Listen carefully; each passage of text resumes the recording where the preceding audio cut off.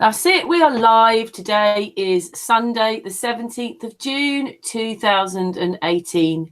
We have with us Patricia, but she's having a few technical problems there, so I'm not sure she can speak. But the other special guest today is Chris UK. So, hi, Patricia. Hi, Chris. Hello, Karen. Great to see you. Yeah, how are you then? I'm lovely, excited. I've just had another Father's Day present, so that's great. Another bottle of whiskey. Oh, yes. Happy Father's Day. And happy Father's Day to all fathers that come in the chat room. I'm not sure. Well, it's nice to get some cards. I'm just going to have a look on the watch page because I'm not sure if you've frozen again, but I'm just going to have a look because sometimes it shows. It's showing your icon. It's not showing you as a person. All right, just a blob. It's showing the light bulbs. Right, I can see my picture, but it's not moving. It's not showing the light bulb. It was there just a moment ago, honest. Now, Karen, the camera says light says on, but Can you hear me, Karen? Yeah, about. She made it. Yeah. Are you showing me now? No, it's still your light bulbs. Maybe you need to turn your bandwidth up just that little bit more then. Right, it's up now. Oh, and now Patricia's logged off. Oh no. Good start to the hangout. It's going to be a glitchy night, is it? Let's see if you're moving. I'm not sure. I think it's frozen. It's showing. It's just showing light bulbs. Right. Well, the camera light's on. I've turned the bandwidth, messing about with that. Right. It says live now. Yeah, it's a bit annoying. Nothing It's showing. showing you as an icon. Right. Audio only. On the actual hangout itself, your 3 light bulbs. Right. The camera light's on, and it says I'm live. Because you want to show us a few things, don't you? Well, I just wanted to draw a few things out, like I did on the talk that was recorded. Well, I don't know what to say because, yeah, all we're doing is seeing your light bulbs. We can't see you. Well, I could just talk through it. Hopefully, people will get the picture. Yeah, sure. We saw you, honest. We saw you. Yeah, well, if anyone's watched the video that Harry John Smith Global I did, a lot of people picked up on the 2 pipe thought experiments and sort of didn't carry on and watch the last point we're trying to make. So basically, I'm saying that if you look from Earth, you should see the sun and the stars moving at different speeds because you're evolving at different speeds. So if you're on the equator, you're spinning at 1,000 miles an hour. So you should see the stars are across your field of view than if you're moving at 500 miles an hour. So if you move, it's 500 miles an hour, you should see the stars moving a lot. So you get to the pole, you're only revolving very slowly. So everything should go really slowly from your cup. Before you came on, I was saying that this has sort of bugged me a bit that a lot of people, especially the glow people, don't seem to ever talk or pick up about the different speeds that we'd be traveling if, like, from me to, say, Los Angeles, the different spin. You've got to fly through something to get there on a different spin. I think the only time that you talk about this different spin is when it plays for the ball argument. And then they'll talk about it. And as soon as you're trying to go against it, it's just ignored. You talk to people on the streets, and what's happening until you point it out to them, and they go, "Oh, and it's quite obvious." Well, people don't even look. Explaining how the ball works, and then work up from there with the problems. People get it. I stood there on the streets with a group of 4 or 5 students and run through stuff, and at the end of it, they're asking for me bits of paper scribbled on to take a second 3 or 4 times. since I've had this idea. And it's just common sense, but getting the information to people to look at it, and then work doesn't take very much thought to get there. But it's just being bothered to look, and people don't seem to be bothered to look. They just think you're daft. I'm not sure if I was actually looking at all this until I got into Flat Earth, to be honest. Well, I thought myself about that we'd be spinning at a different rotation to, you know, Australia, to Denmark, to Italy. It's all different. I never thought about it before. We weren't supposed to, though, were we? But yeah, when you wake up or get into all this, you start researching, and then you think, oh, nothing makes sense anymore after that. Well, as soon as you realise wide about this big lie, then everything's open to look at. And when you start looking and figuring it out, a lot of stuff doesn't make sense. It just opens your eyes up so much when you find out this. I don't think they realise how dangerous the people finding out about it's flat is. Or maybe they do, I don't know. They don't seem to be battling us too hard as yet. Maybe they've got other things on the plate, like what's happening in America and tons of other stuff. So we'll see. But I've got some strong evidences that I can put as a block of evidence. It's a really strong argument against the ball, and everyone I've sat down with and talked about it has gone away to look into it.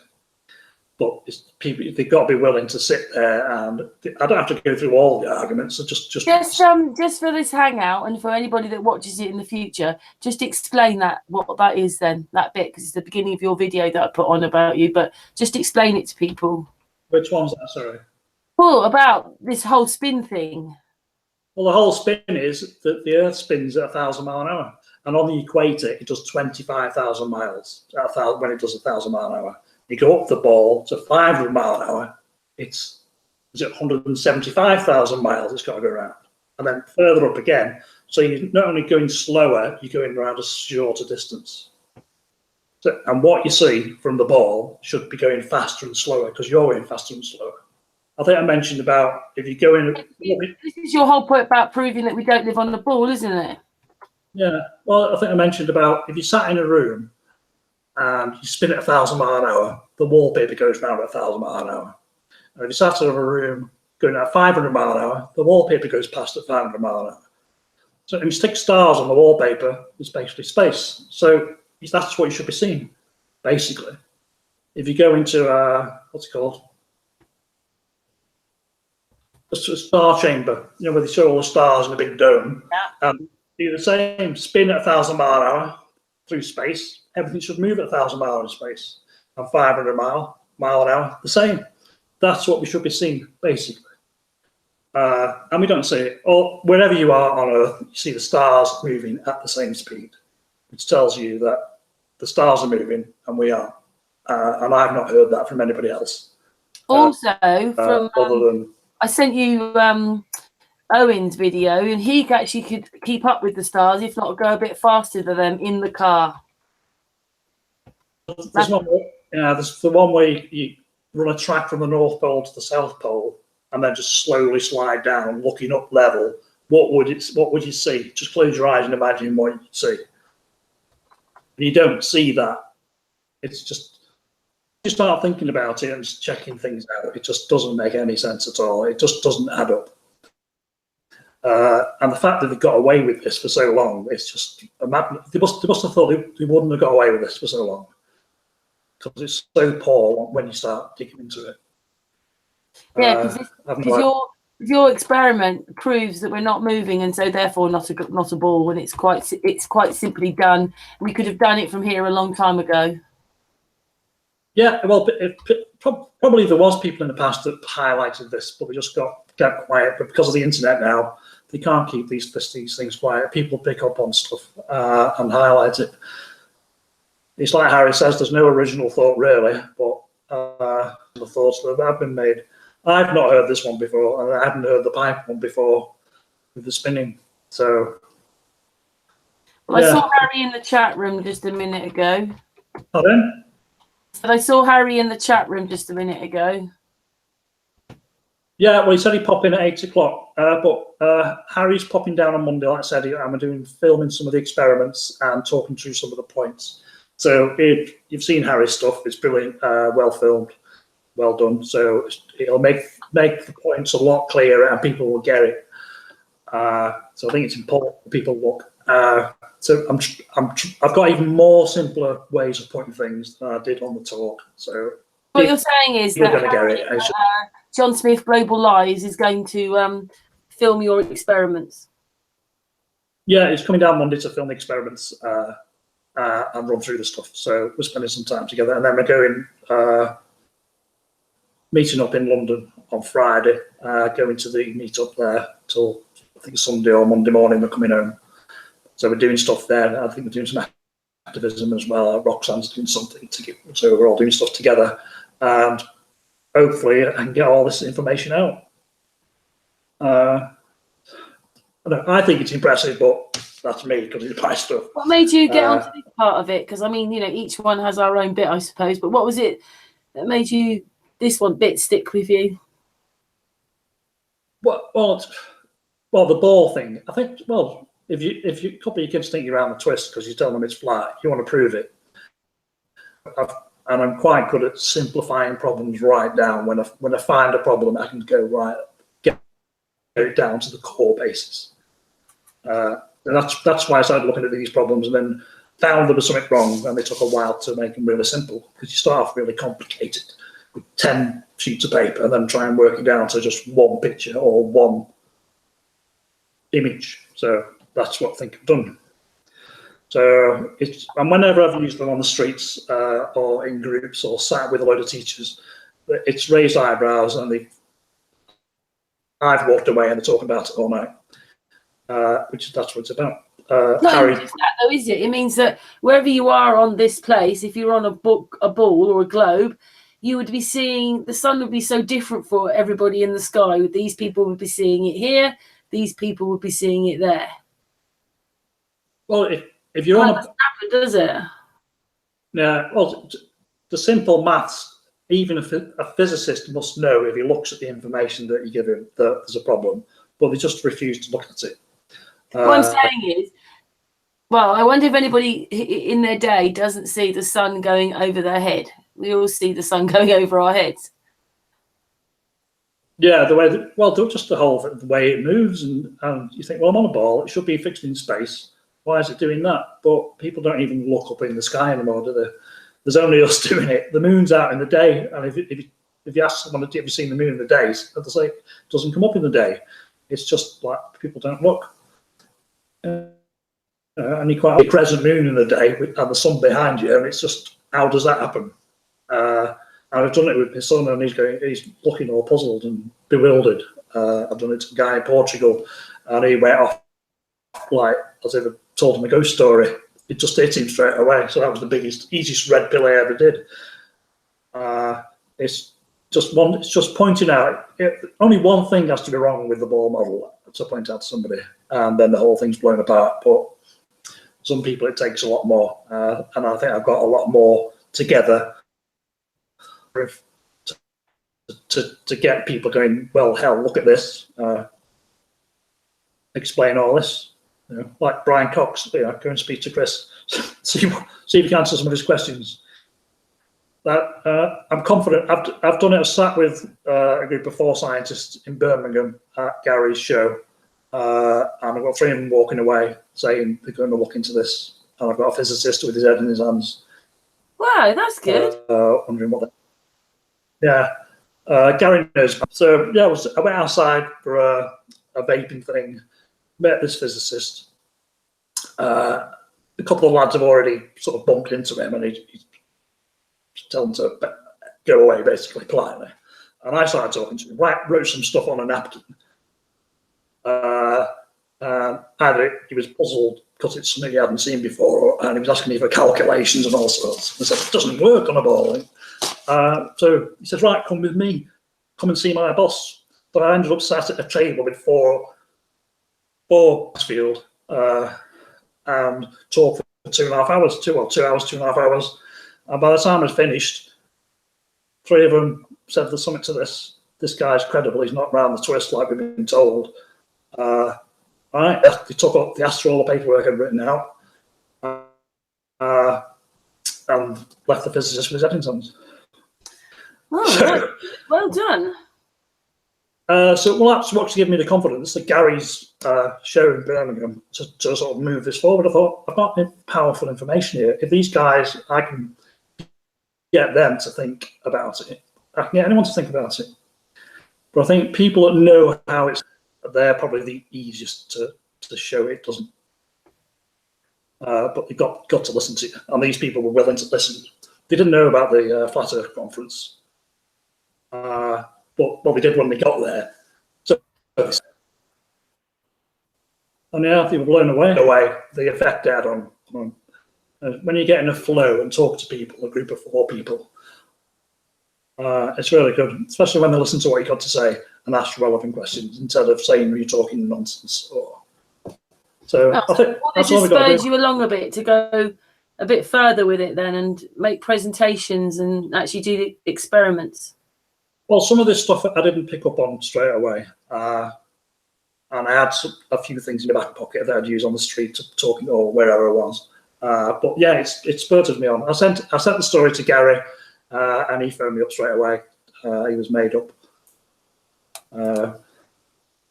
So yeah, I've spoken to him for a few hours. So yeah, I know it's powerful stuff because it's worked, and I've got on top now.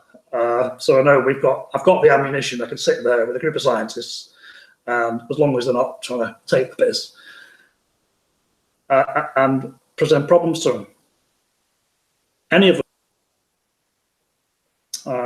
So that's all I'm trying to do now is get people to look at it and work it out for themselves, like everything else, and get people to target the ball Earth instead of so much trying to find out where we are, because we all want to know that. It's not enough of us awake. We need to wake a lot of people up, and the only way to do that is to point out where the toll they live doesn't work. We can move on. You know, there's people waking up, but not at the vast speed that's needed, I think. And we can go out with our basic idiot skank in the ball. Everyone can do it. You know, because some people are good at it and some people aren't.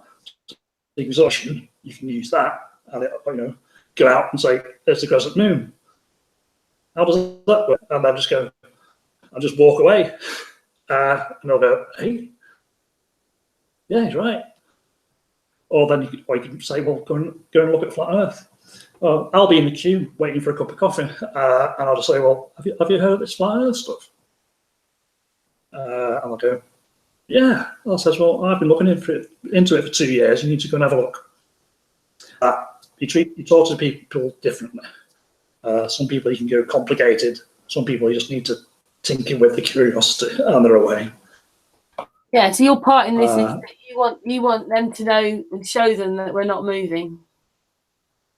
I want to show them they're not moving, but that's the base of that experiment. But I want to show them that they've been lied to, and then move on from there because it's important.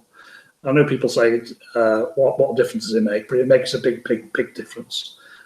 Not where you live, but in people's attitudes will change. I think when it comes out, I don't think it's an if. There'll be eruptions for a bit, but when it settles down, people different way about everything. The same as we are. Yeah. Well, I can imagine it'd be turmoil actually, because you won't be able to believe anything anymore, or the way it's the system, and everybody will just go, "Oh, right." I just look at it all and think, "I can't go there then, can I?" Well, I heard Mr. Thrive and Survive talking about the stuff that's happening in America. And I follow that quite a bit, and the Q posts and everything. There's massive stuff coming out of there, absolutely massive. And it's affecting all around the world eventually. And they'll know about it. And it's just the people that go and look and listen to what other people are saying and the information that's coming out, work it out. So I think because we're doing the flat Earth, we're sort of the least of the problem at the minute. That's why we can get it out. They've got to make something else bigger and more horrible, haven't they? Because they'd hate this coming out. So they're going to have to make bigger and more horrible things to distract the people so that they never hear about us. Well, the stuff in America is as bad as the ball, believe it or not.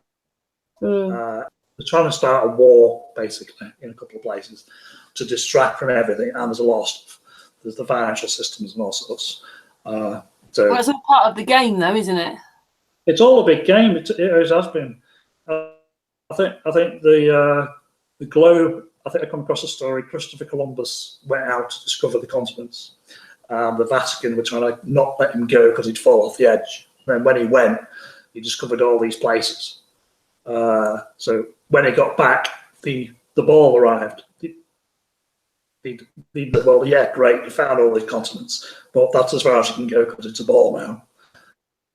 So I think I think they worked on the ball, but when Christopher Columbus got back after discovering America and everywhere else, they completed it because they thought, blimey, we're going to have to hide everything else. So if you look at the history, the Vatican's known about distant lands for centuries, because of the Vikings and all the history there, and all of America and what have you. I think it's just completely lied about everything because there's pyramids everywhere to start with, and there's these elongated-headed people, and they had an extra chakra, and these are the ones that were probably moving the stones around. So they've lied about this as well, haven't they? They've lied about everything. They seem to have lied about everything. but going to somebody and saying, "Oh, they've lied about some things," what do you mean? So everything? It's a bit of a shock, but once you start looking, because once you find this out, you go looking at everything, and like I say, the elongated skulls, the pyramids, the stonework, all around the world being exactly the same. It's just incredible what they've hidden, and even in your local area when you walk around, I think Mark does some brilliant stuff. Yeah, people here don't know that that's a pyramid up the road, and that there's a pyramid in Marlborough College, which is about 10 miles away. And then when we were talking to Marie Wheatley the other week, she was saying that even Oxford, all these big colleges have a mound in them. So you think, oh my goodness, what?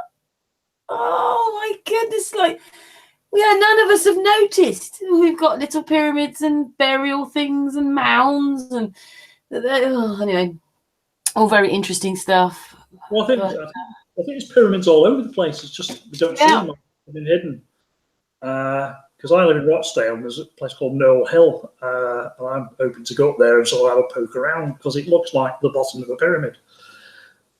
That's been squashed. And I've been up there and looked at the top, and there's a big concrete block in the middle. I think someone's been down there or done something and just put a concrete block in the middle. So open to have a poke around there sometime. But it's quite a bit of a walk to get up there, but yeah. So, a lot of them have been destroyed or have been turned into churches. That has destroyed them, but built churches on the top. Yeah, well, a lot of the trig points around the country have been destroyed as well. So I don't know if that's got something to do with hiding things. They've either been destroyed or hidden with trees and or buildings put around them so you can't use them. There's one in Delamere Forest, and it's right in the middle of a load of shrubbery and buildings, and it's hard to get to. They've been working hard at hiding all this, but I don't think they're very good because they've got lax. What you can tell that from the NASA stuff, it's just so obviously bad. An episode of Thunderbirds looks better than some of the stuff they put up. So, tell me about it. We have obviously Bling Bling BS of the ISS. She comes on. Her latest one is, one of her latest ones is a fly on the outside of the ISS space station. And I put one up about a paused astronaut on this channel. So, yes. And that's just ordinary people finding their mistakes. Yeah, but Martin's got some very good stuff. Martin, yeah. If you listen to him and understand him, everything was different. They're lying again because we weren't as we were more advanced centuries ago. They're lying again. No, well, it's like the atmospheric electricity thing. It's just mad that people haven't picked up on it. But like radio waves is atmospheric electricity. TV is you can a TV aerial, you can get electric out of the bottom of it. I did it when I was a kid. It's in your face, it's obvious, but then you can look at it and find it. And you got to be looking in the first place, so that's the hard bit. So, but anyway, back to your rotation stuff. You've done 7 points, haven't you? One of them's to do with candles, but you were going to talk about that. Well, I was interested. Well, people with P900s, we're shooting at stars in the sky, and we're seeing flickering orbs and changing colour, and they look absolutely wonderful.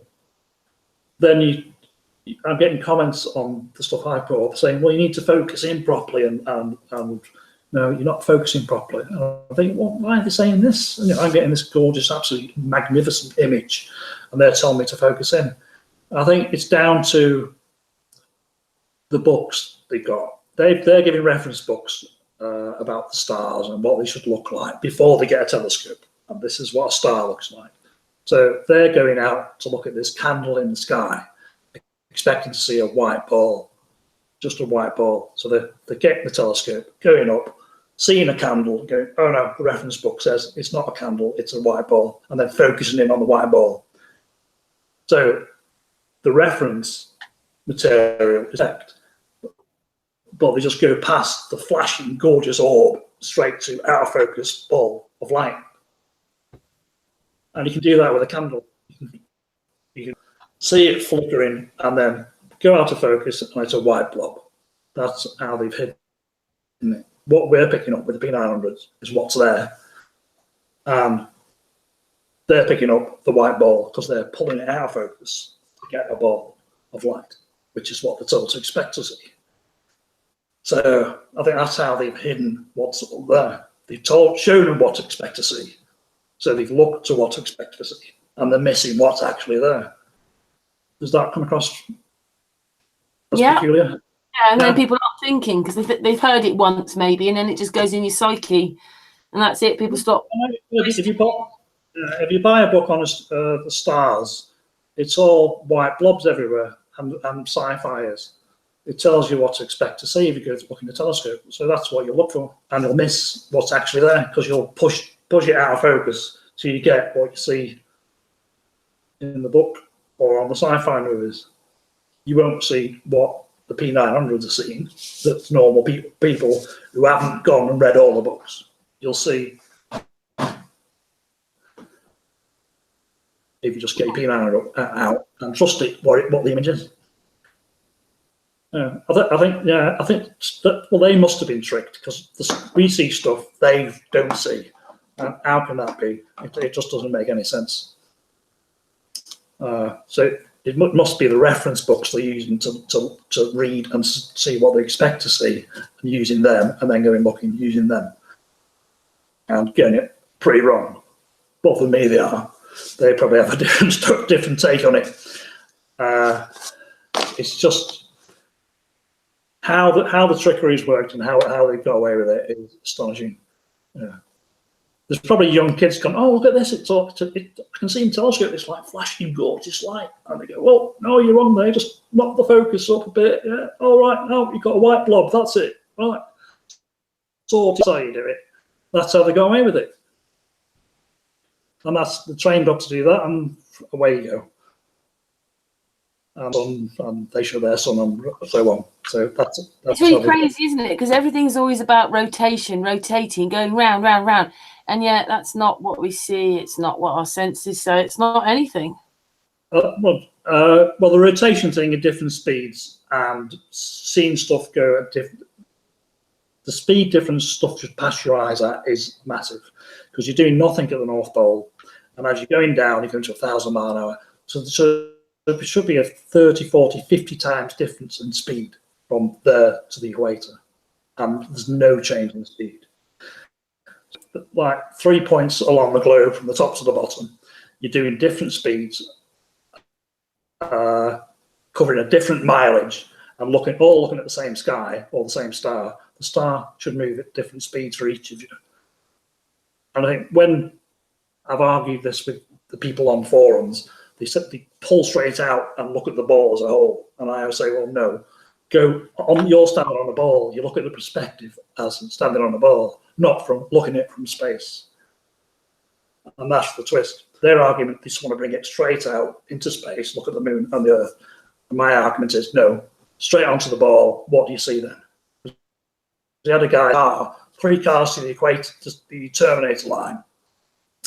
It will pull the cars around at varying speeds. So 1,000 mile an hour, 500 mile an hour, 250 mile an hour. You see, that's how it works, sort of thing. That's what happens if you stood on the road where the cars go past. What speed are the cars going past? 1,000 mile an hour, 500 mile an hour, 250 mile an hour. So that's my point. The cars are going past you at different speeds. And then they went on, didn't reply.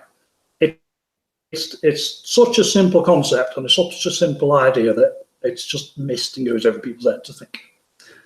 But it's important. I hope Harry and I can work together and get this out and get people to grasp the simplicity of it all, and then talk to people about it. They talk about. They always add in centrifugal force, don't they? When they want to cover anything, well, put that word in. Well, centrifugal force, we call it the centrifugal force. To go, there's no such force as a centrifugal force. Well, and I have to go down the lines of, well, there's a force pushing you outwards when you spin. And there's, oh yeah, there is. So they argue with the wordings, but you can't be stood on a ball with us being pulled to the centre, and that was pulling you out on your head at the equator, and then further up it's on your shoulders, and then at the top it's at your neck. The centrifugal force, it just doesn't make any sense. And then you've got on Wikipedia the latest 3D mapping of the world's gravitational force. And you look at that, and then look at how the globe works underneath it, and it just doesn't make any sense. Well, people fall for it. It's mad. I'm getting out of breath talking. Yeah, I think, and the more you look into it, and the more that you research it, and the more that you think about it, and then you talk about it, then it sounds more ridiculous than it did when you first found it. Or when you realised it, you know, like how to explain it. And then we think about what we've been told. It's all just stupid. It is, and you start off looking at things and then move them down to so simple. And then when you get to so simple, and you look at it and you go, how the hell have we fell for this? It's just so simple, but it takes a while to get there sometimes. It's a mad world. So, but I think it's pity me pictures not coming up. I don't understand why glitches. I could do some demonstrations of drawings that were open to do. Yeah, I'm not sure why you're not showing it. It's only your icon is showing, so you can't show us that part. He got his whiteboard ready and everything. Well, I had to make a damn whiteboard because Harry's mate's got it in his car, the one I use. So I made one out of a bit of plastic. It works. Oh, except you can't show us. Yeah, well, it's just one of those things. Is there any way you can tell us a bit more about, obviously you've just been talking about a couple of these points. What's the other points then that you've got with these experiments? Well, I've got the crescent moon in the day. That's I use, but I don't think people use it as much. I don't hear it very often. The globe spinning with the forces. We just covered that, I think. The eclipse. We've got the eclipse is a big one, but one that people don't grasp is they give us the maths for the space distance from Earth to the moon and from the moon to the sun. And if you make a 70-mile shadow on Earth by a 2,000-mile moon, how big is the sun got to be? It's got to be absolutely massive to do that. You know, the maths don't work out. And I always show people, I do the sun onto the two stick, how they discovered it was curved by that Greek guy. So I get them to agree to that, and then I stick a moon in the middle. I say, right, explain to me how that makes a 70-mile shadow on the Earth. And that's what I use on the 4 science guys. Each other going, all right, yeah, there's a problem. So that's an easy one to do, but get them to agree to the 2-stick experiment first, showing the sun coming straight, and then put the ball in the middle of it and say, explain to me how it's 70-mile-an-hour shadow. And they can't do it because it doesn't work. But then they'll pull out the map of the big sun and with the 70-mile shadow. It looks like it works. But then when you just use trigonometry to work 90 million mile an hour sun with a 2,000-mile moon making a 70-mile shadow doesn't work out. If you did that in triangles and got someone and then said, well, that's actually the shadow moon on the sun, they go, no, it's not. I don't believe you. That's, if you've got a clever mathematician, he'd be able to work all that out. And some of them in the head, and that'd mess them up. So you've got the eclipse. That's a big one. I've got the marks on some film with Harry. Harry's getting a big, nice, solid globe with all the markings on it. It's a pity I can't. I'm not live, so I could have showed you. But the timelines on a globe prove that the globe doesn't work, basically. So you've got a big space of about 800 miles. Right? And as you go up, it gets narrower to the point. But that mark also shows you where the terminator lines of the sun are and where the sun's at its highest right up that ball. So you can time the sun off them marks. And you can see it's one movement of the sun. And then move that up that same 800 miles, and you've got 10 timelines. So that proves the sun takes longer to get to along the top than along the bottom. So, and once we prove that what we see, sure, then it's going to be so easy to say, right, we're not seeing that. What's going on? And people hopefully will realise. I think it'll just come in waves. Some people will realise and go, oh shit, what's going on? Oh. A few little protests, and then it'll just snowball. And then it'll come out. It'll happen quite fast, I think, when it does. It seems very slow at the minute, fed up. But I think when things move, they're going to move very fast. It's not moving quick enough for you. No, I understand it won't move that fast. I think when it does come out, it's just going to come out like a big, massive snowball avalanche of information. It just takes a couple of people to, high profile, to go, there's a problem here, what's going on? But the media and everything are very tricky. They can hide anything. So yeah, we next week we are. I'm being a mediator for Mr. Thrive and Survive for the same thing, that he's just so fed up of people arguing with him that he's decided that he wants to just be on a debate, but more it's just listening to why this person still believes if you give them information that something's wrong, that there isn't just something wrong, and they still believe that they're a globe. He just wants to understand why. So this is why he's having this talk with this person. Yeah, I've talked to very intelligent people, and they come up with valid points about the ball, and then I disprove that, and they just go off onto something else. So as soon as you start disproving something, you put something else in. It's like they got to win the argument no matter what, even if it's true or false. But it is, Ivan Survive says, it's a weird one. Why do you believe this? I don't know. You'll have to go and see Harry's Flat Earth Stormtroopers. If you've seen them on the John Smith Global Eye with all the banners. I've been out with him once up to now. All of them are absolutely brilliant. They're all individuals. They all have the way of communicating.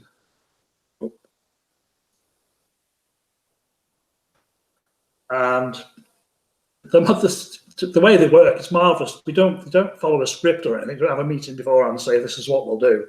It's just everyone meets up and everyone does their own thing. And awe-inspiring to see them all in action. And at the end, you get together and just go, wow. There's ups and downs, big waves. a few passionate people get involved, and they come over and have a go at people, but they all manage it so well, and it just works brilliantly. I think a lot more people should be doing that type of thing. Street activism. I think people that see you on the streets and come up to you is incredible. There's tons of people looking and taking it all in and wondering what's going on. So yeah, well, that's a big plug for the Flat Earth team there. Yeah, because obviously you said that John Smith's going to help you record these experiments, and then you're doing something with him, aren't you, next weekend? And Roxanne. Yeah, well, going up to Roxanne's on Friday, stopping there till late Sunday or Monday morning, and doing probably activism. I'm not 100% sure. Some filming and recording, obviously. And then we've got a big thing, I think it's Sunday, or is it Saturday or Sunday. We've got a big thing in the middle of London in the park. I think it's Roxanne's big thing she's doing. Hyde Park, isn't it? Is it Hyde Park? Yeah. So that should be good fun. See what happens. I think there's quite a few people turning up. I hope you can get yourself there, but if not, I'll see you another time. But yeah, I think there's going to be a lot of people there. Be interesting.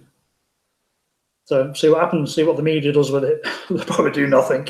There's bigger things happened in London and they just ignored it. So okay, so you do these experiments. Yeah. We're sure what they're going to say. Then what happens then when you've got those experiments done with John Smith? What do? I think I don't know, put an idiot's guide to debunking the flat Earth out, a little booklet that people can print off and do their own thing. I think I just want to put all this information out that I've got and let other people do the work to push it further. I can't do all the 3D modeling and put cameras on a ball and spin it round in virtual reality. But I do plan on doing some videos of my own and just do one thing at a time and explain it. They're just short 15-minute, 10-minute spells. So that I'll just go like debunking the ball one, the crescent moon, and then just move along the list of each one, why it doesn't work.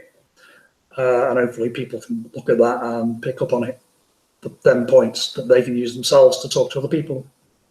Because I think some people become a flat earther and they don't know how to break it to other people. And I hope that I can give them some tools that they can use just to slowly point out this problem, and this problem,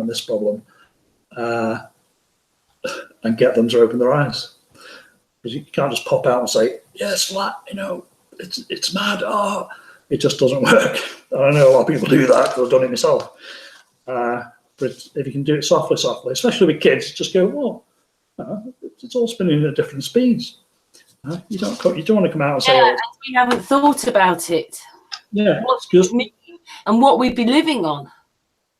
Yeah, just get them to think about what they're being told and ask questions. And I think kids are asking questions now because the parents are telling them.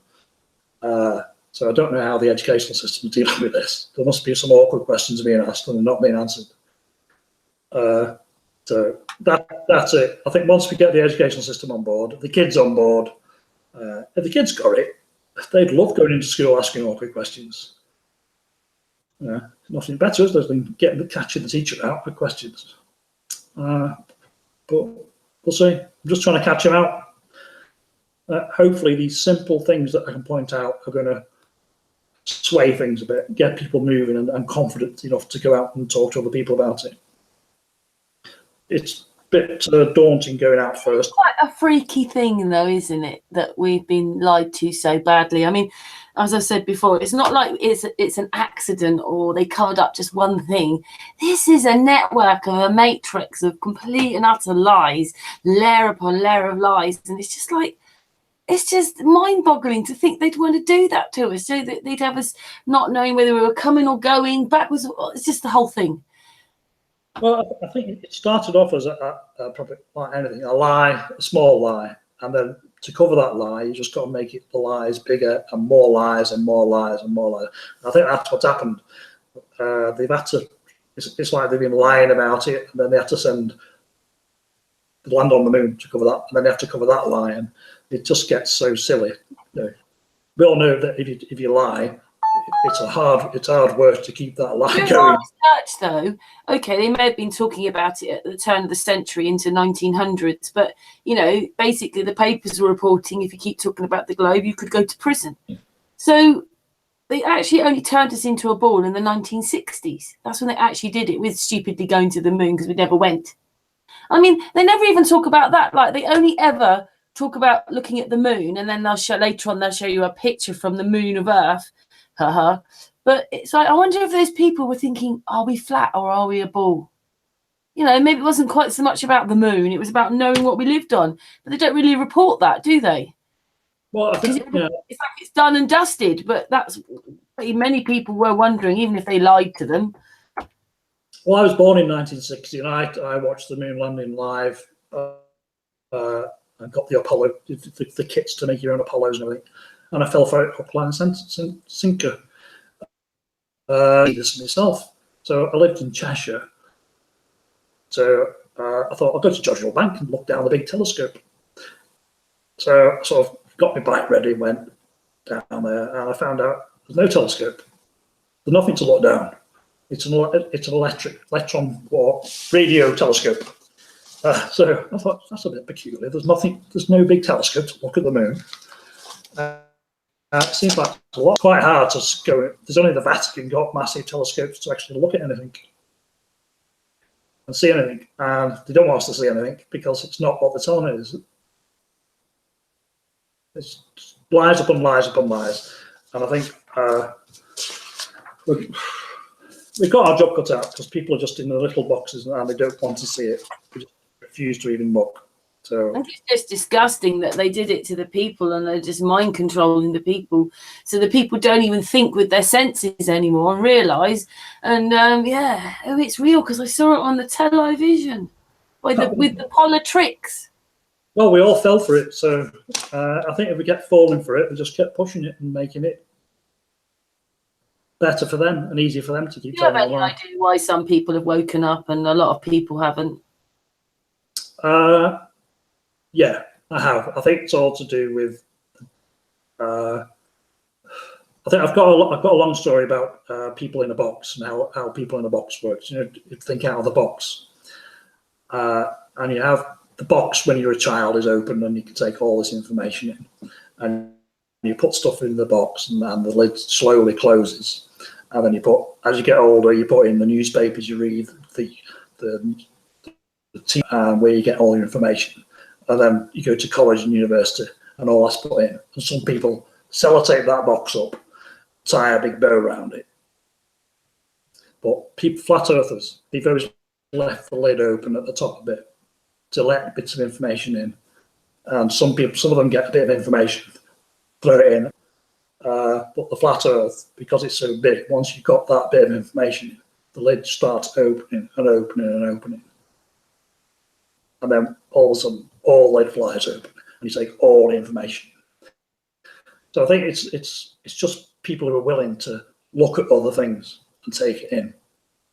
Yeah, don't you think it's really trying to pretend to tell the people that we're so modern, so advanced, all the rights we have, and we live in a democracy, and none of it's true.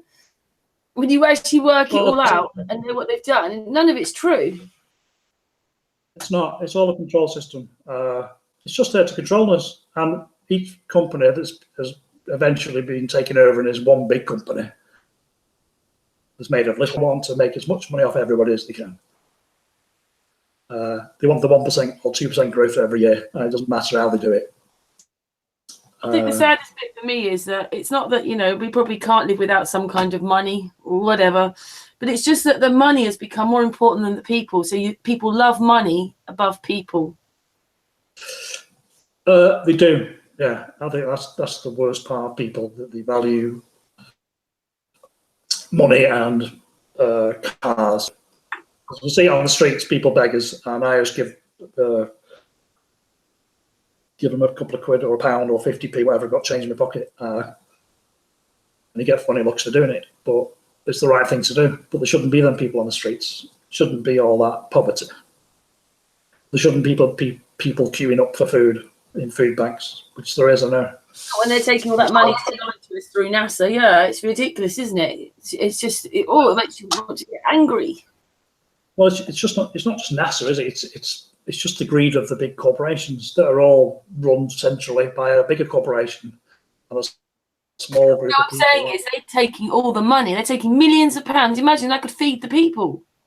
Yes, definitely, but they're not bothered about the people. We're just the sheeple there to be milked for whatever they can.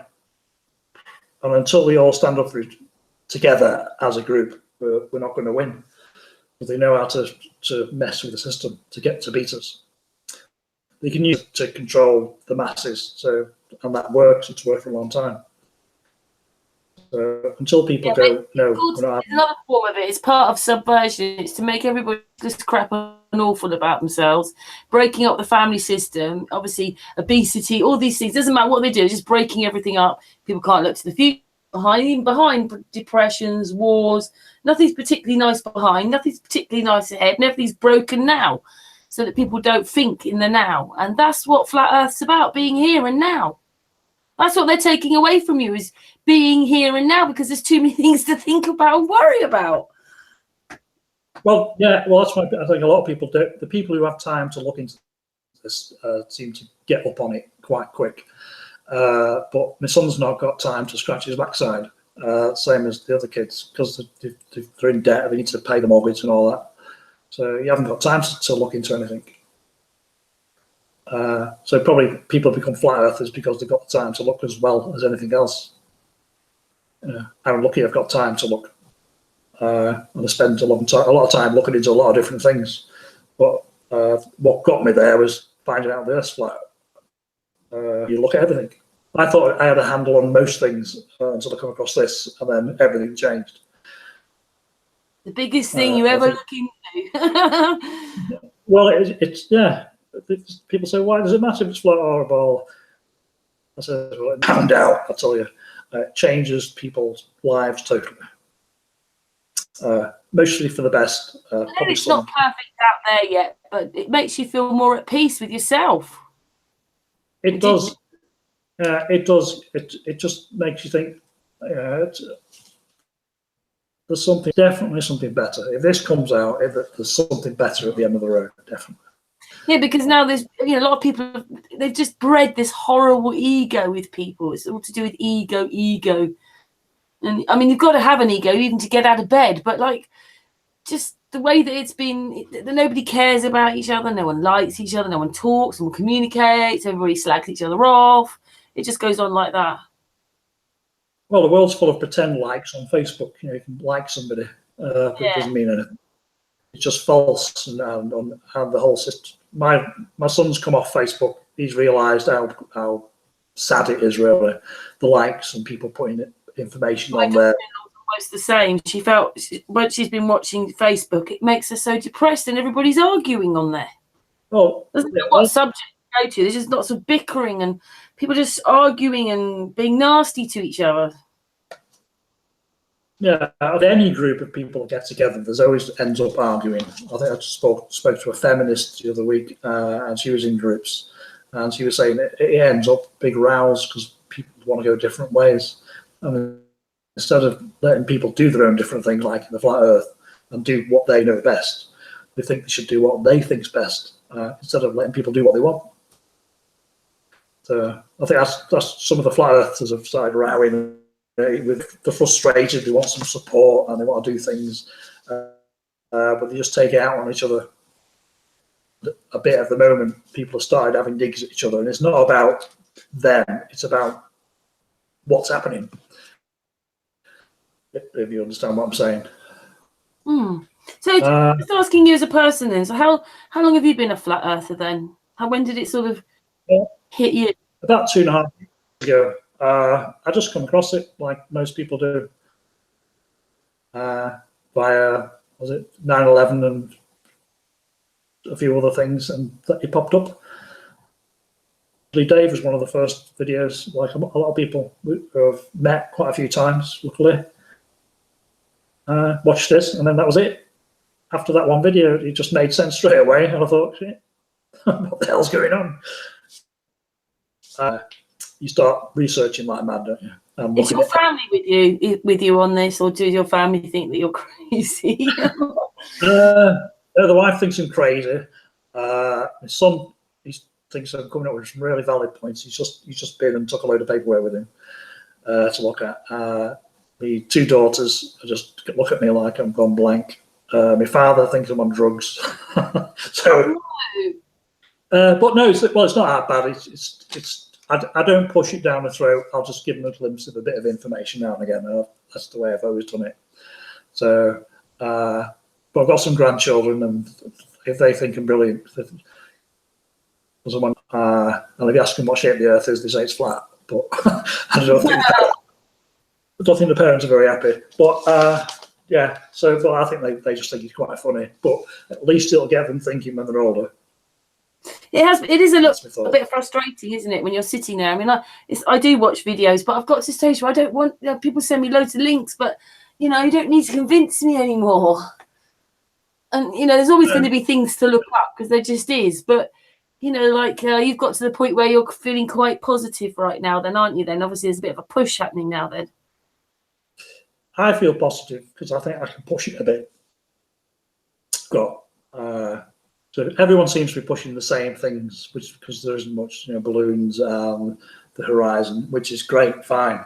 There's a lot of people haven't heard it, but something new and some more tools they can use to point it out to people will be great. It'll just revitalise a few people, I hope.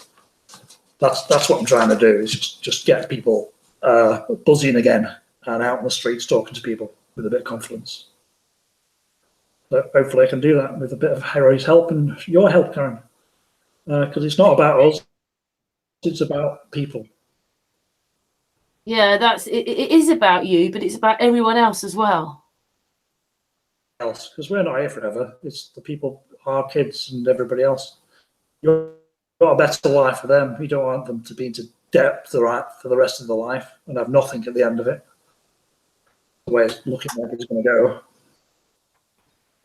Well, for so many centuries, it just seems that everybody's been broken up, everybody's been separated, everybody's, even maybe us all having different languages and things like that. But I think people, like, this general thing I feel is that we all want to come together. It doesn't matter what religion, it doesn't matter what colour, it doesn't matter about any of that anymore. The people want to come together. Because in reality, all these wars and that, yeah, you're going to get these few odd people fighting. And if you were being invaded, wouldn't you fight? But the people aren't fighting. It's just all of it's a lie. The people are not fighting. The people don't want this. None of it. Well, if you look into what some of the Five Fire says about what's happening in America and what's happening in Syria and all that, and about the wars are controlled. That there's not actually terrorists about. They're all owned by the CIA and things like that. And they use it just to keep the game and the ball. Well, it's obvious, isn't it? Because we've had 9/11. Which that's a big one. That's a big one about it. Well, that's the most obvious in the face one, and people don't get that. They don't get very much. Well, unfortunately, my parents planes came into the Twin Towers and all that. And I tried to tell my mum. I've tried to tell them a few weeks ago, and they were going, "I know it's flat, and I don't want to go there." I mean, sorry, I know it's a ball. They were going, "I know we're a globe. I know we're spinning. I know." The thing is, my parents, who are obviously the next generation on, are the worst indoctrinated generation, because they're the ones that they went to first, obviously in the 60s, turning it all into a ball. Well, I was born in 1960, like I say, and I escaped it, and there's something I didn't really realise it, because at this time maybe America had depressions and lack of money and things, but they destroyed Europe. They destroyed all the infrastructure here, not just in the UK, in France, in Germany, Italy. They just destroyed everything again. So we were all electric and everything was going obviously one way. And then we've got the wars and then television and time savings, day and night, all that crap. And then you've got you got going to the moon and all that all happened in the 60s. Yeah, well, I think the Admiral Byrd, they found something, and I think they panicked. I mean, he needed to hide it, but the Vatican, I think, knew all about it anyway. They just kept stum. I think if we could get into the Vatican archives, we'd find a hell of a lot of stuff out. But I don't think they burned it down before we got in. I don't know how these people look at us, or try and talk, or look in our faces, or this whole thing, or it's just. But I mean, everybody's asleep, so maybe they're all asleep. They just don't realise it. Because when you're fed all these lies and you think that's real, then you're not going to look the other way, are you? It's only when you start thinking, which is what they don't want you to do. They don't want you to think. Well, when you believe the lies are true, you'll defend the lie. So that's all they've been doing. They've been defending the lies because they think they're true. And that's the best lie in the world, is one you think's true. And you defend, and the teachers teach you.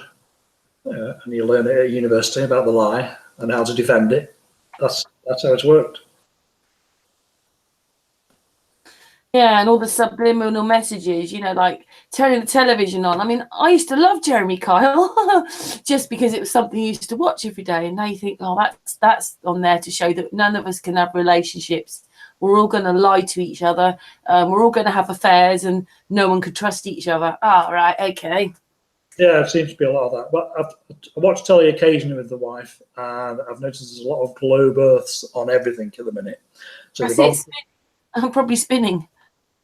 Yeah, the weather's now on a globe showing you the weather. It's not on a big square map like it used to be. There's a lot of things. You watch Coronation Street and there'll be a globe in the corner and a globe there and a globe there. Anywhere they can put it. So they're just using the same old tricks they have done for years, to hoodwink people. Don't think about it. It's a ball. That's it. Don't worry about it.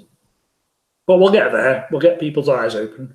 I think the simple stuff that I'm trying to get out might do a bit, but there's always going to be people that, even if you took them up and showed it was flat, they still wouldn't believe it. Few people, but hopefully we'll get there.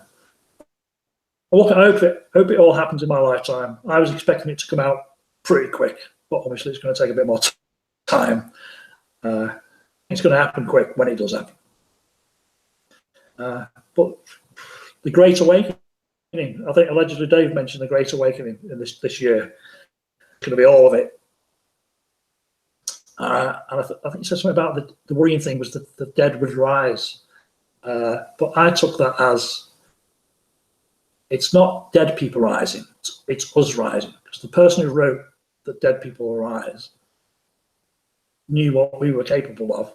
And to him, because we're not nowhere near as powerful or as knowing as we should be, is meant by the dead will rise. It's supposed to happen this year, according to. Mind you, we've got death certificates, so maybe they meant it about that. We get rid of the death certificate because actually we are alive. Yeah, well, I think we all look into life as an electric force, and that force never disappears and just goes somewhere else and becomes something else or another body or whatever.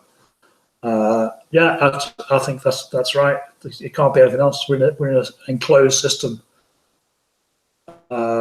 It's like a greenhouse. It'd be nice if our children understood, there's free energy in the air and we're breathing that free energy. I mean, when you think about it, we're breathing in electric, just not a plug-in electric, just a different kind of. But we live through this electric air. Well, I'd love my grandchildren to be understanding about that, what we're actually living in, not a lie. If people start doing their own experiments, in the garden, doing simple experiments showing how things work and how they should and that, let them, the science, because we'll start asking questions that they can't answer or don't want to answer. And there are simple little experiments you can do to show things. A few of them anyway, that someone you can do with your kids and go, look, but does that work on a ball? And then let them work it out for themselves. Give them a little globe and say, well, if we're there and that's there, if it spins, how should it look? Work it out, and kids will work it out because they're not programmed as much. Or maybe you can get some of the programming out. But stick them in a garden with an experiment, they'll suss it out for themselves quite quick because it's simple. So that's the hopes. Yeah. Kind of broken link anyway, isn't there? Because all of us are waking up right now at different ages, but eventually we would like our children and grandchildren and their children taught the truth. There's a link missing because obviously there's, you know, like there's the bit missing with not our children knowing the truth. Yeah. You know, wouldn't it be, I can't wait for the children to be taught the truth. To be taught the truth. Yeah. Well, a truth to one person is not a truth to another. I don't know how, but the basics truth, the basics of where we are and how we are and where we come from. That'd be a good start. And what the dome or the other lands that one day we can go and discover, or what's there. I think we've got a glimpse of what might be there from what I've been told, but nowhere near the full picture of what's out there.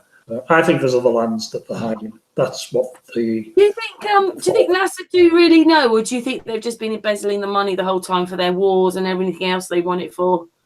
I think they definitely know. The top NASA guys, the astronauts, they probably don't go get out of the studio, so they haven't got a clue. Some of them have, but probably the majority of them haven't. It's all done in a studio, same as the moon landing.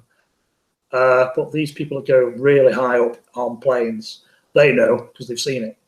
There's not that many people do it. And you say, well, there's astronauts been in space, they must know.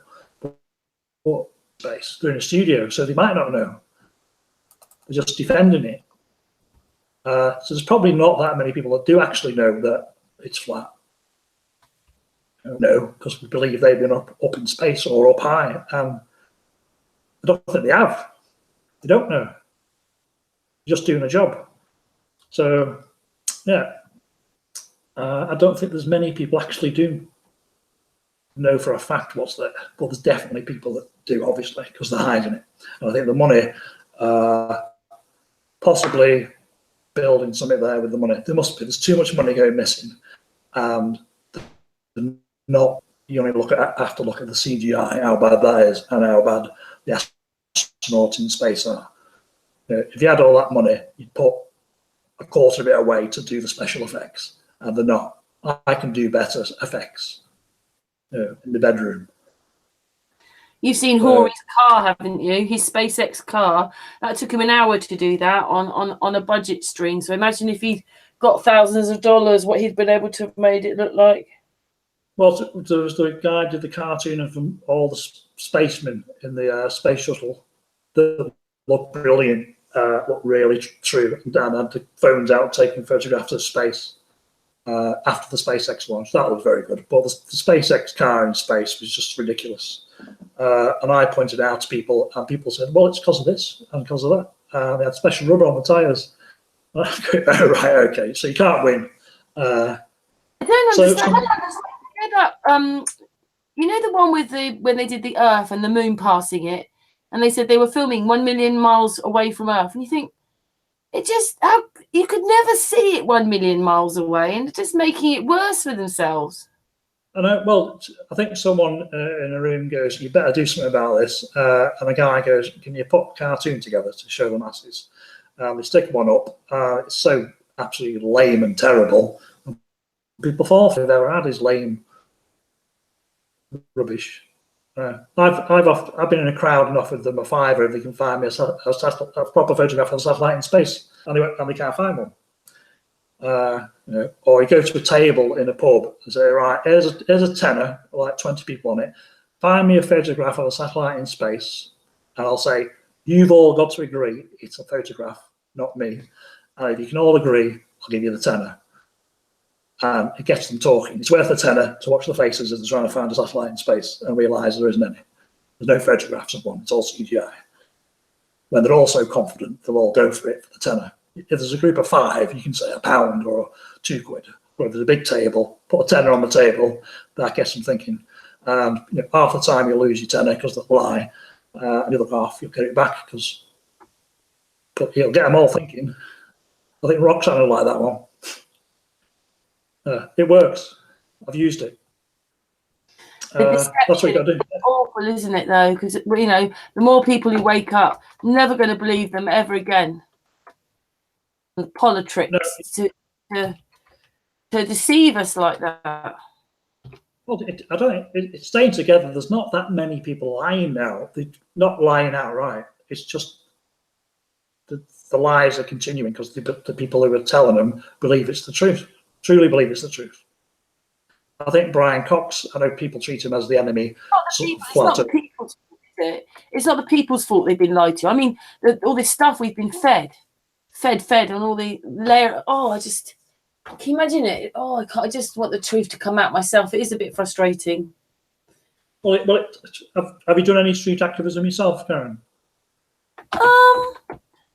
Individually, yeah, I've gone into places. I was in a garage the other day, and the manager there was getting everybody to talk to me about because I mentioned it. But well, I am next week. I'm meeting John Smith Global Eyes and Roxanne Glenn. I'm meeting them next week, so I think we're going out on the streets a little bit. So, yeah. Right.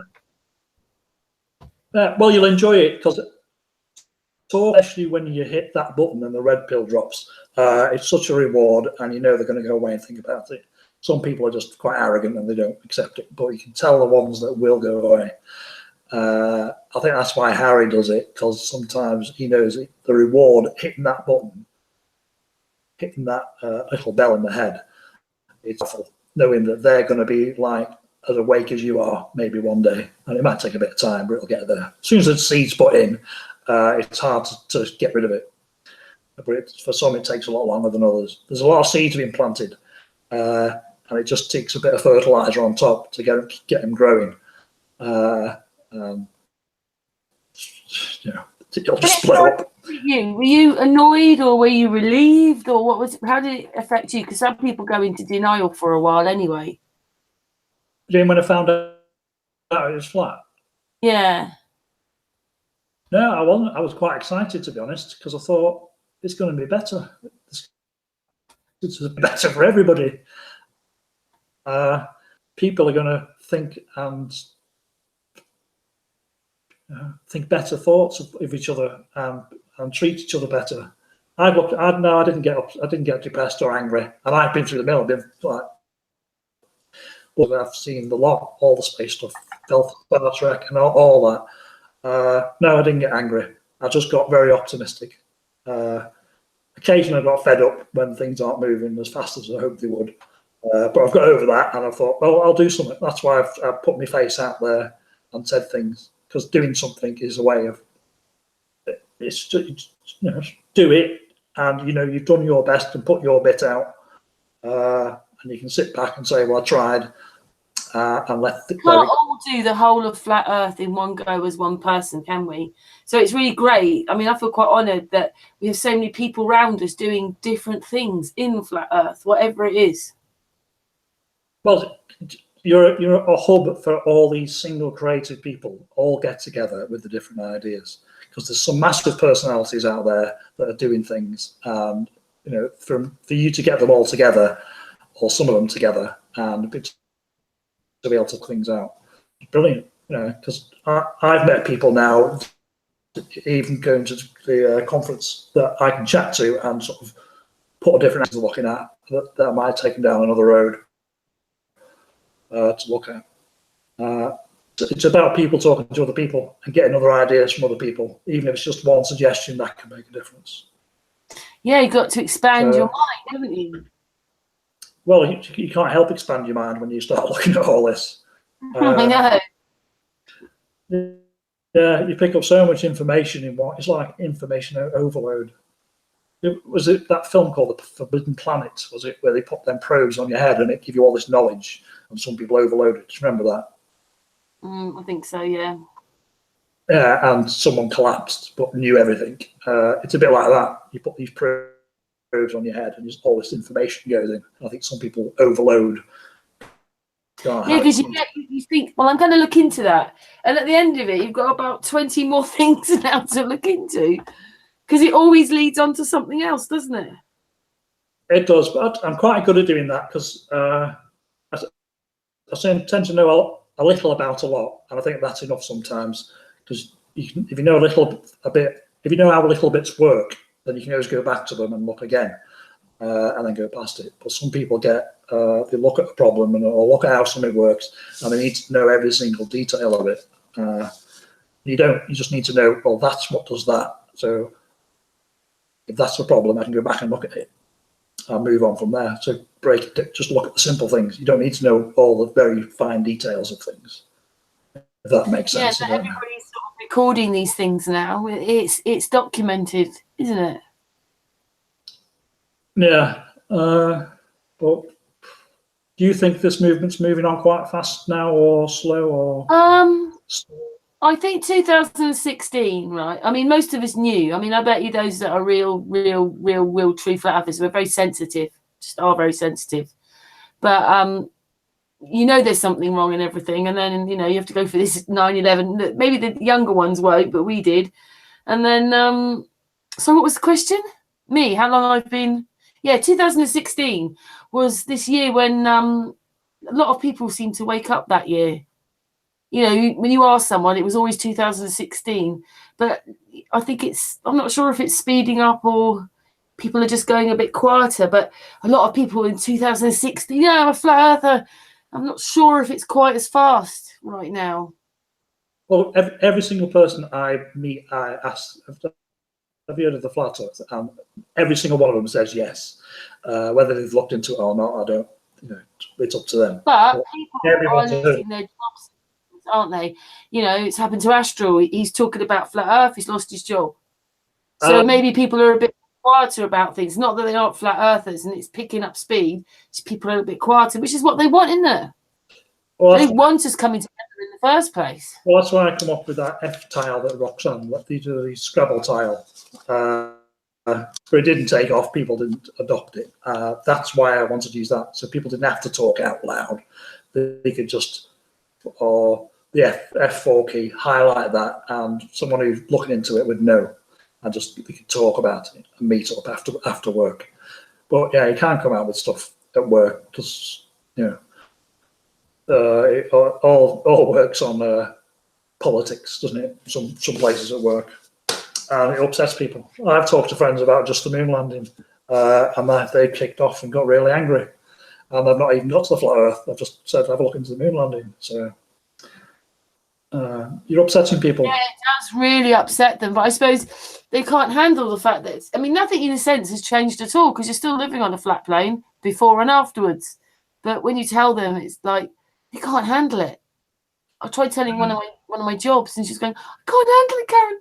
Stop it! I can't handle it." And I was thinking, because she was more into being like a scientific about it all, and I was trying to explain, and she knows I'm telling the truth. Because I had to say, well, think about it. Just think about what you're saying. I think some people just can't. I can't handle it, Karen. I can't handle it. It's really bad that it makes people think like that, and that's it. She probably should just shove it now. Like, look at it, even though she knows. Well, if you think your life's nice and cozy and you've got a nice house and a car and the grass is very green, and then someone tells you it's not what you think it is, it's plastic grass basically. It just blows your head. Your life isn't as comfortable as you thought because you're not where you think you are. Yeah. 1 minute you think you're in a rosy, lovely life, and then when you realise, well, no, you've been taking the mickey out of massively. It is a big blow, especially if it comes in a big flood, which I've seen people realise and go, oh shit. Pardon me French. They've gone, oh blimey. Yeah, you're right. Gosh, what shall I do? And then you just left them to it. I don't know. Hopefully it comes out just so my kids don't think I'm round the twist. So basically. You said for your experiments that you're going to do individual videos, but are you actually going to put them together as one video? So it's a... Well, we're going to do a few experiments with Harry. It's up to Harry what he wants to film. I'll be there for him with him 100%, whatever he wants to do. But I'll do, which I was planning on doing anyway, is a series of short videos. Plus, I'll put them all together as one.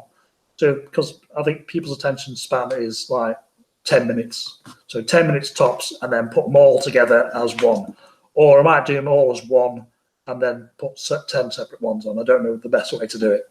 I'd like to talk to people about it and see what's the best way. So I'll do them all and then release them as a block and single items, or whichever one is best, because I don't really, I've not done this a lot, obviously.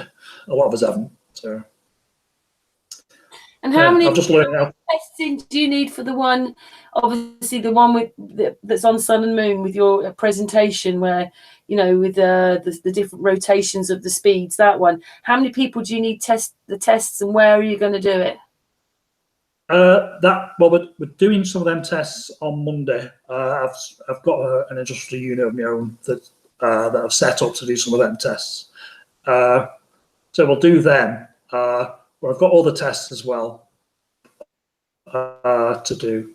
I've not sort of planned out properly yet. I'm just getting into my head to do. So when you do this test about like the different rotation of speeds, you're not going to pick someone from different countries. You can do it with a few people around here, can you? No. Well, all I need to do is to prove the concept that we should see stars and planets move at different speeds on different parts of the ball. Once I've proved that, which we can, then I can prove that they're not moving at different speeds. First, show people that, yeah, we should see it move at different speeds. Then, with 2 sticks, I can prove it's not. They're all moving the same. And they tell us anyway, but we need to prove that we should be seeing it moving at different speeds. And some of the experiments that I'll show and explain will show that we should be seeing things at different speeds. And so simply that it's undeniable if you watch it. So well, Harry's popping down tomorrow morning quite early, and we'll start filming some stuff. And it's up to Harry how he wants to do it. But I've set up about 3 experiments at the unit to do. Yeah, and we'll see how it goes from there. Somebody from the chat room just emailed me. Yeah. Bag. I wonder. I don't know if this is your field to answer, but this is their question. They're in the chat room right now. If I was living north of the equator and looked into the northern sky, I would see the northern star right on the horizon. And if I moved north more, I would see the North Star higher in the sky. And if I went to the North Pole, I would have to look straight up to see the North Star. However, if I was to travel south of the equator, the North Star would disappear whilst new stars would be seen in the southern horizon. In short, one can see the angular distances of stars change relative to the horizon. And with that change, at times they rise and set also change. Can Flat Earth explain this? Do you get any of that? Yeah, I got it. I've got a theory on how the stars, and I think it's projected from the North Pole. I did a demonstration of this with a laser, stars everywhere, and it's the screen that it's projected on that makes the movement. So if you shine stars into a corner and spin it, as you're looking at it, it looks like it's spinning round in a circle. But if I continue that spinning from here and move to around the room, the speeds will all change and move differently. So one corner, do you understand where I'm going? One corner will move one way and one the other. So I think it's a projection from the center up. It's a dome, but it's the shape of the dome as that's the screen's projected on that makes the stars and everything move about. And the planets, that's a different story. But and the stars, I think the moon's in the firmament. I think the firmament is like a gel-like substance, like custard type substance, and it's fluid and liquid.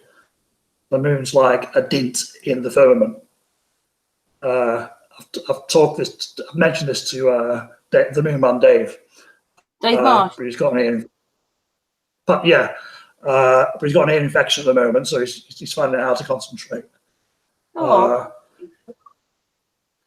I think it's all linked to a projection of energy from the North Pole. I think the Northern Lights are basically the safety valve of the system. It's the energy alone, and the Northern Lights pop out, and it's projected up to the firmament. That's a screen. It's not just a dome. It's a shaped dome that's capturing the energy and producing the stars. And I'm sort of working it out in my head how it works, and how I think it works. But I'm not quite got there yet. But it's just a theory. I will tell you this. When I came into just before we were going live on this channel, I think Owen was one of the people that gave me the link to it, and then someone else found another one in Germany, one in South America, where they're actually making stars, actually making them, and they've got these machines that they can go as far as whatever, but they can't. They can only get up as far as 60 miles. After that, they can't make stars, even though they should. Their machinery should. So we had someone else who was into free energy. We did the doc, and he was working for the electricity board and doing work for them, and he had to use machinery that had scalar waves on them, and then the scalar waves went out. But of course, if we lived on a ball, the scalar waves would go and never come back. The scalar waves immediately came back, so he knew we were in an enclosed system, and he reckons about 60 miles up. Yeah, I think I remember that guy. I think he's probably right. Pardon? It's definitely a frequency. After that, he's not sure. It could be solid, but it's definitely a frequency. There's definitely a frequency. I think it emanates from the North Pole up and causes the stars. And I think he's probably right. They're probably 60, 70 miles up. The stars aren't that far away. It stops there, up there, 60, about 60 miles up. And I think there's the story of what is above is below. I think there's possibly another sun underneath us, moving around, and our pole star might be like what's underneath us. Is there North Pole? So it's like a sun underneath moving around, causing all the volcanic action. On a theory that the stars might be like volcanoes type systems. So above the bottom of the volcano is that star. I don't know. It's a bit wild, that, because I've only just started thinking about it. But I think John's not into theories; he's into stuff that you can prove. So that's all we'll film. So, but I have got some way out theories. I think the cosmic egg hits it on the nail, but I think the dome, it's not a dome. It's a shaped. It's a concave shell around it, like two bubbles pressed together. How they'd go, you've got blue two bubbles and put them together, how that would create a dome. And that shape, how it projects a screen for the energy that's pushed up and produces the stars. We've seen stars in a jar and how that works through sound. Possibly it's something like that, I don't know. But it's all guesswork. I think possibly that the people who know we're not on a ball don't fully understand how it works anyway. Yeah, well, the only thing they're interested in is keeping the lie, isn't it? Well, I think they're hiding the land, plus they're hiding knowledge, possibly in Antarctica. They keep digging up new stuff they're finding that explains the jumps in technology we've had, and the different things that keep popping up. Thinking, where the heck's that come from? Not that bright. I don't know. It's just all guesswork, and it's just like rumours and misrumours that come out. You've got to filter through it all and believe what's best, or what you think's best. But I think we'll get there. So you'd think a whistleblower would have come out by now, but no one's believed them. So, what's the worst thing, the bit that upsets you the most about all the lies?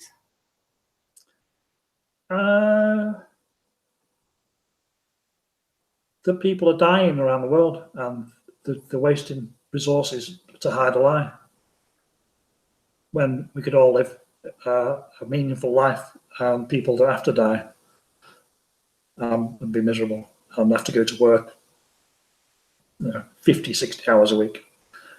Doesn't have to happen. That's the most. You look at it negatively, you're living in an open air prison. Well, you are. We are. It's just, but people, you're in a prison that a lot of people are happy being in a prison. People are strange. They don't used to anything. Well, 9-5 boxes, and people will be happy going home from work to the 9-5 box with a telly in the corner. In like 50 years in the future. If it stays as it is. And it's just greed that's running the system. It's just people who are greedy. It's the greedy people and the liars that get into power. They just do it for their own means. And there's all the other stuff that's used to control it. You might have touched on it. It's like the child abuse type stuff that's used to blackmail people. It wasn't very good behind us, was it? It was really awful. In many senses, it was worse behind us. The only thing they've done is individually now people have got very egotistical, and you've got to leave that kind of ego at the door, and learn to be different people, slightly different people, because we have to get on as a whole, not as a one, just me, only me, and it's for me. It is for you, but it's for everyone. But then, maybe we will have to come together to help this way forward. Well, and then everybody will be together better anyway, because then we'll be in it. Yeah, well, what you're doing brings people together, even more people than you probably realise. People will just watch from the background, and they'll feel part of a family and a bit part of a movement that's going on. I live in Rochdale, and there's religious communities around me, and they stay together as a community and support each other. And I know they get called for it, but they stick up for each other, and that's the key. They're a community that stick together and support each other through thick and thin. And you know what they've done as well, Chris? They've changed the laws to things, and this is why people are the way they are. Like, for instance, the Americans say to us that it's against the law to feed the homeless, so you can't help people that way. And then over here, I can't remember. Do you remember that guy who he was protecting his home and he got a shotgun out because this person was breaking in and he shot him, and the person, I can't remember if they were killed or injured, but basically went to court, and the person who was protecting his home got a sentence of some kind, because I think he did go to prison because whatever he did to his other person, I think he killed him. So, you know what I mean? Like, then they changed the law again, which meant don't really help people. If you help people, you could be involved and you could get into as much trouble as them. So it stopped people helping. So they've set up a society where people can't help each other. They've lied about it to get what they want, and then the people believe it. So no one's in the frame of really helping anybody. No one wants to stop and talk to anybody, and I can't. And then they've done it through slavery bill. They've pretended that through slavery that it's about slavery, but it doesn't talk about any of the immigrants, the homes, housing, education, anything. It's all about, if you do me favors, I can take it. If I have to do you favors, I can take it to the police. Yeah. So how's that going to help people in society think, yeah, I'm nice, kind, and caring, and I can help you? It doesn't want to make that kind of society. It wants to make a society that won't help each other. Well, it gets me that people will arms if a dog's abused, but if 10 children are, not many people say very much. It's that mentality. And yeah, there's people starving. There's people being slowly killed in our system because that's the way the system's built. They're being knocked off basically because they're not working with the system. Imagine how people go on antidepressants thinking it's them, when actually they're just indoctrinated with someone else's crap. Well, yeah. Well, they're told they should have a new car every 3 years and have a nice garden and a nice house. People can't get that, so it makes you feel worse than the other person. They made it worse. Personal. It's footballers who run millions and millions of pounds a week, year, and that's what people are looking at. False gods. I don't know. It's the mentality of having to get the new football shirt so you look the best at when you go out because you've got the latest football shirt, but you spent nearly half your wages on a football shirt. I don't understand where that comes from. I don't know. And it works for a lot of things. New car, the late green lawn, the best lawnmower when you cut the grass type things. It just doesn't make sense because it only lasts for as long as it's a new car or a new lawnmower, which is not very long. A year or 6 months now, you've got a new car. So I think it's about you're trying to impress people, but the people you're trying to impress aren't that impressed. You're just impressing yourself, and it's a false reality, and people fall for it. And the system's made, and the adverts are made, and the magazines are made to push that idea that you need this. If this place was made for us, right, and it was free, but it's not about having things. It's about who you are as a person and how you live your life, isn't it? Because you can never be exactly the same as someone else, and it doesn't matter whether you have anything and everything. It's not. That's not about it. It's about who you are as a person and what you've got to give to other people. Definitely. I think one of the greatest reward is giving people even just time. I gave an old lady the other day. I did some party bag stuff, and she was looking sad in the garden, and I gave her one of those little kids' medals. I said, "There you go, the sexiest lady on the street," and she looked really fed up. But when she got this little plastic medal, she was smiling and laughing, and her daughter was there sat on the side saying, "Thank you." Oh, brilliant. I just got in and put it on the mantelpiece. That's them type of things that cost nothing. But there's not many people do it. But that's what makes people smile. I love making people smile. But I like making people think as well. If everyone did that, the world would be a better place. But most people are around for themselves. And if people think about others, then the world will change. So yeah, I mean, there's always got to be you in it. Without you can't help others. You've got to get to know who you are as well. But we're here to help others. We're here to be together as a oneness. We've got James in the chat room. James is from New Zealand, and he's pretty sure that he's understood that his part of this is that they're making everything is stressful. They're making us all stressed out because they're making money out of our fear. Definitely, I think they're controlling us through fear. They always have done. That's what the terrorist thing is, and 9/11. It's fear that controls us, and that's how they manipulate us. When you're not there, like the woman that stood against the tank, then things can change. And I'm not frightened of very much now. Yeah, as before, I'll stand up, just stand there. Which I've probably always done. So yeah, it's fear that drives us. Fear that drives the system. Fear of losing your job. Fear of not having a pension. But the fear is getting worse now because you fear you can't afford to buy the shopping. They're going to war.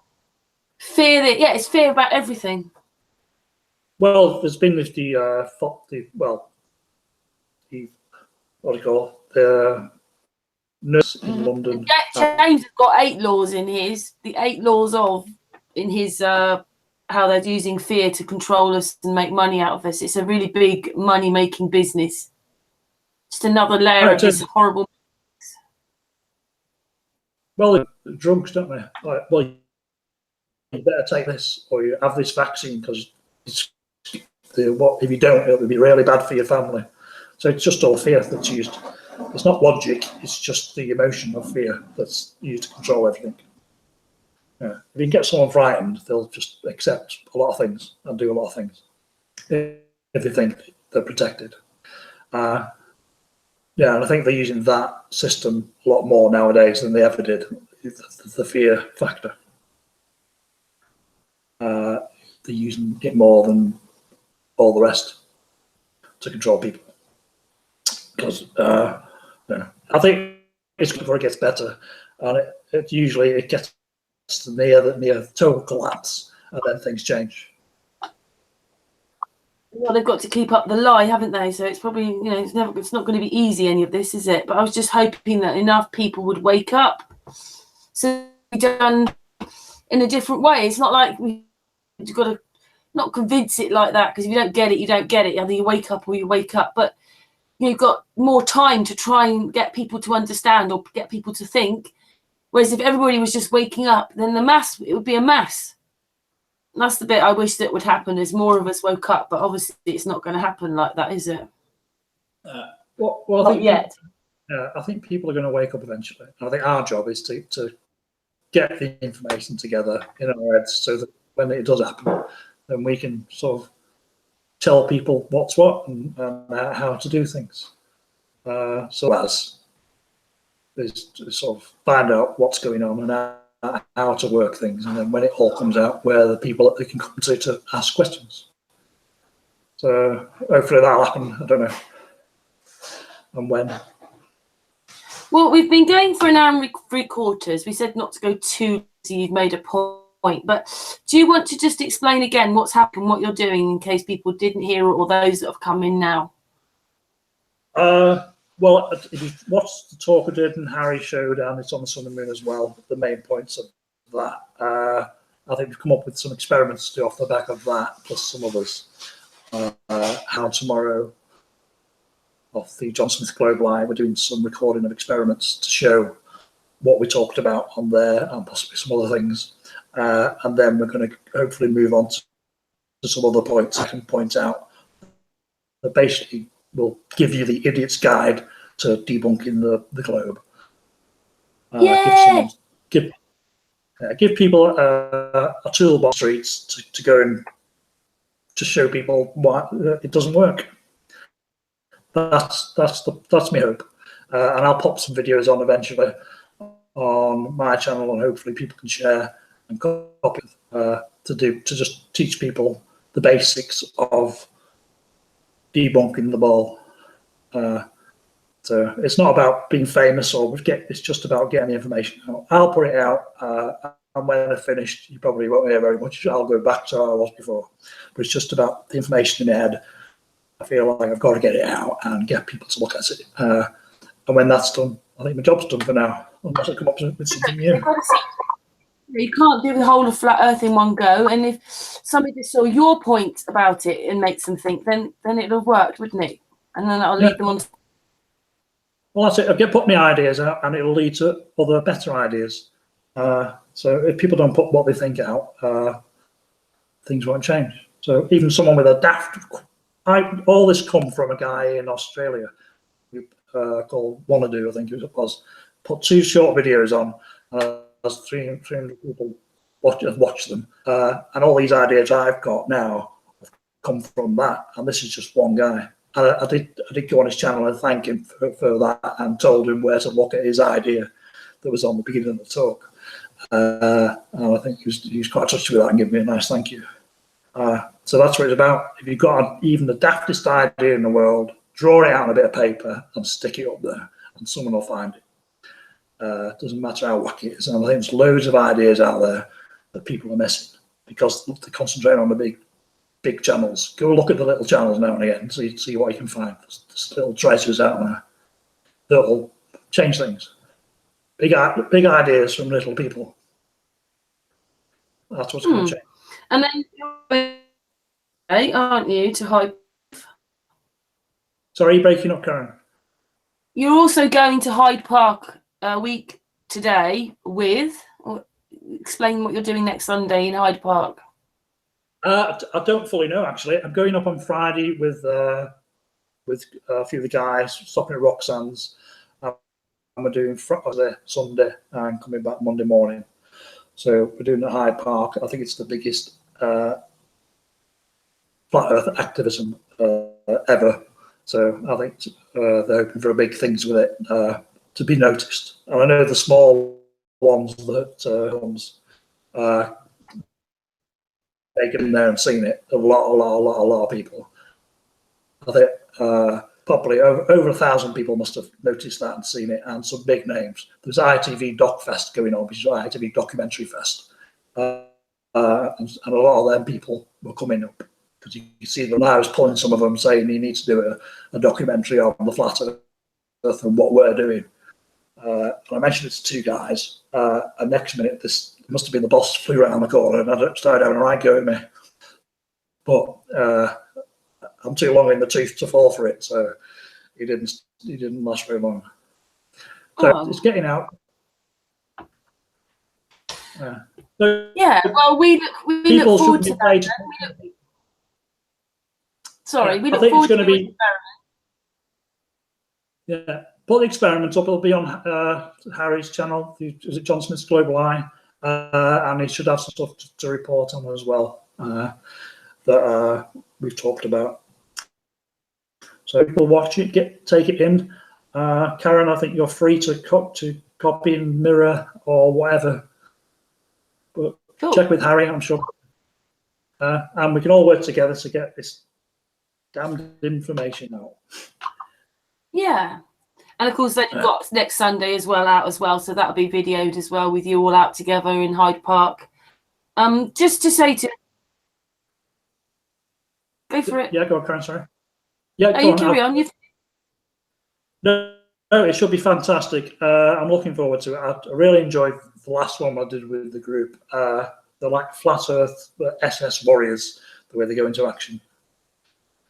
So it's going to be good fun. And I'm looking forward to meeting Roxanne. She's quite a character. So we'll see how it goes. Yeah, just to explain that, obviously, tomorrow we're on with Permission to Exist channel. Which is on the little video I put out a couple of hours ago. Patricia here helped get that organised, and been sorting out with James as well while I've been talking. He's in the chat room, James Mason. He's coming on Tuesday to talk about his anxiety and his 8 points of anxiety. He's coming on Tuesday. Thursday, I'm meeting Smith, Global Eyes, and Roxanne, so I'm looking forward to that. And then on Friday, Miss Five wants to come to Sun and Moon and have a debate to try and understand why, when you're given information, that you still don't think there's something wrong. He wants to understand how people still believe in the globe. And then we've got as far as a week Monday with Aaron with the Looming Project and Bitcoin, which is another way of looking after ourselves, a different way forward. Another way as well. So it's all exciting stuff, people doing things and happening. And you, thank you very much, Chris. We need people like you. We need people like you. We need each other. Yeah, we all need to come together. Yeah. Although, sorry, my camera didn't work. I don't know what the problem was. There's always got to be something. Well, Patricia can't speak. Patricia's there, but she can't speak because her internet's not good enough. And yeah, for some reason, your camera didn't work, even though you were there at the beginning. With all settings. So there goes Patricia. Patricia, but the actual experiment, what you're talking about, is on Sunday, so people can go and look at that, can't they? Yeah, definitely. So, well, are we calling it a night then, Karen? Yeah, we've been going nearly 2 hours. I thank you very much for coming on. Obviously, you'll tell me what's happened with the experiments, or I'll catch up with them on John Smith Global Lives channel. And yeah, we're all meeting each other this week one way or another, so it's all exciting stuff. Well, I hope I'll see you in sometime in the weekend if you're about. Well, I'll sure meet you again. We have, yes, yeah. But we'll meet again. We'll have a chat. Okay, cool. Thank you very much, Karen. Sorry, the camera didn't work. I was looking forward to doing some stuff. Well, we can say goodbye off air, right? Because I like always say goodbye to people off air, but I'll just say goodbye on air. Thank you to everybody in the chat room. A lot of people have sat through and listened to the whole hangout. Very much appreciate you. And we're back on tomorrow night with Permission to Exist channel. Anyway, thank you again, Chris, Patricia, who is there and not there. But anyway, Chris, thank you very much. And we look forward to those results. So it's goodbye from us.